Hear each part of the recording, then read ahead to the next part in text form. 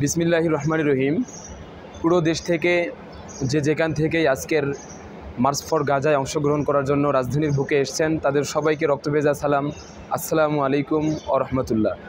প্রিয় দেশবাসী, গাজা আজকে বিধ্বস্ত, রাফা একদম নিশ্চিহ্ন, আসকালান একদম ধ্বংসস্তূপে পরিণত।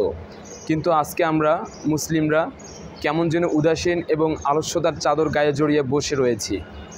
আচ্ছা, আপনি বলুন, আল্লাহ রসুল সাল্লাল্লাহু আলাইহি সাল্লাম আজ থেকে 1500 বছর আগে বলে গিয়েছিল যে পুরো মুসলিম উম্মাহ এক শরীরের ন্যায়। শরীরের কোথাও যদি আহত হয়, শরীরের কোথাও যদি কেউ ব্যথাগ্রস্ত হয়, তাহলে তো পুরো শরীর ব্যথাগ্রস্ত হওয়ার কথা। কিন্তু আজকে ফিলিস্তিন প্যালেস্টাইনে যেটা হচ্ছে, সেটা হওয়ার পরেও আমরা কিভাবে মর্মাহত না হয়ে থাকতে পারি, আমরা কিভাবে যন্ত্রণাকাতর না হয়ে থাকতে পারি। আমি সবাইকে উদাত্ত আহ্বান জানাচ্ছি আজকের মার্চ ফর গাজায় অংশগ্রহণ করার জন্য। যারা যেখান থেকে আসছেন তারা তো অংশগ্রহণ করবেনই, এবং যারা রাজধানীতে আসতে পারেননি, আপনারা আপনাদের জেলায়, আপনারা আপনাদের উপজেলায়, আপনারা আপনাদের গ্রামে প্রত্যেকটা জায়গায় মার্চ ফর গাজা পালন করুন।